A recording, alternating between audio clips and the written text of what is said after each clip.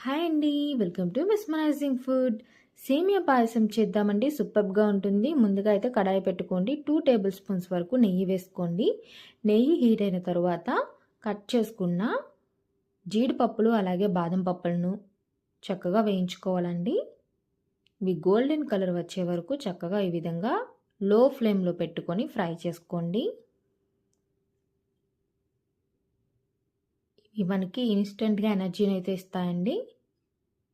వీటిలో మనకి vitamin E కూడా ఉంటుంది. హెల్త్‌కి, స్కిన్‌కి చాలా మంచిది. చూడండి ఇప్పుడు ఇలా కిస్మిస్‌లను వేసుకొని ఇవి కూడా చక్కగా ఫ్రై చేసుకోండి. ఈ విధంగా కలర్ వచ్చినప్పుడు తీసుకొని పక్కన పెట్టుకోండి.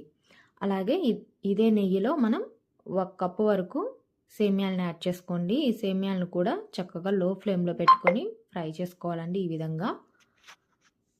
ఇవి కూడా గోల్డెన్ కలర్ వచ్చే వరకు ఫ్రై చేసుకోండి వీడియోలో చూపిస్తున్నట్టుగా. దీంట్లో మనకి ఫైబర్ ఉంటుందండి. అలాగే ఇన్‌స్టంట్ ఎనర్జీ అనేది ఇస్తుంది సేమియా అనేది. చూడండి ఈ కలర్ వచ్చేటప్పుడు మీరు కాచి చల్లార్చుకున్న పాలైనా పర్లేదండి. వేడిగా ఉన్న పాలైనా 3:30 కప్పుల వరకు యాడ్ చేసుకోండి. ఈ సేమియా పాయసానికి లీటర్ పాలు పడతాయండి. నేను 750 ml వరకు యాడ్ చేసుకున్నాను. ఈ పాలల్లో సేమియా అనేది చక్కగా ఉడుకుతుందండి. ఒక 10 నిమిషాల్లో ఈ విధంగా లో ఫ్లేమ్‌లోనే పెట్టుకొని గరిటెతో కలుపుకుంటూ ఉడికించుకోవాలండి. మీరు మధ్య మధ్యలో కలుపుకుంటూ ఈ విధంగా ఉడికించుకోండి.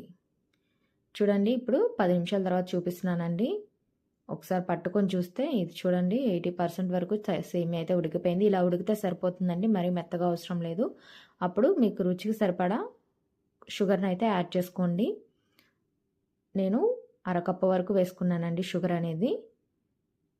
ఈ షుగర్ కూడా కరిగేలాగా గరిటెతో కలుపుకోండి. అలాగే యాలకుల్ని 4 కచ్చాపచ్చాగా దంచుకొని వేసుకోండి. ఫ్లేవర్ అండ్ టేస్ట్ చాలా బాగుంటుంది. హెల్త్‌కి కూడా చాలా మంచిది. ఈ విధంగా గరిటెతో కలుపుకోండి. ఎక్కువ సేమియా ఉడికితే ముద్దలాగా అయిపోతుందండి. అంతగా బాగోదు. ఇలా వచ్చినప్పుడు చక్కగా డ్రై ఫ్రూట్స్‌ని కూడా యాడ్ చేసుకొని 1 నిమిషం పాటు ఉడికించుకోండి. అంతేనండి. చాలా సింపుల్‌గా చేసుకోవచ్చు. చాలా టేస్టీగా ఉంటుంది. తప్పకుండా ఈ స్టైల్‌లో ఒకసారి ట్రై చేయండి. మీకు ఎలా వచ్చిందో నాకు కామెంట్ చెప్పండి. ఈ విధంగా చేసుకున్న తర్వాత ఒక 250 ml పాలని కలుపుకోవాలండి. అప్పుడు సేమియా అనేది గట్టిపడకుండా ఈ విధంగా జారుడుగా ఉంటుంది. మనం ఎప్పుడు వేసుకున్నా సరే ఈ విధంగా కన్సిస్టెన్సీ ఉంటుందండి. తప్పకుండా ఈ స్టైల్‌లో ట్రై చేయండి. ఎలా వచ్చిందో కామెంట్ చెప్పండి. అలాగే నా వీడియోస్ నచ్చినట్లయితే తప్పకుండా సబ్స్క్రైబ్ చేయండి, లైక్ చేయండి, షేర్ చేయండి. మీ ఫ్రెండ్స్ అండ్ ఫ్యామిలీకి కూడా షేర్ చేసుకోండి. చాలా బాగుంటుందండి.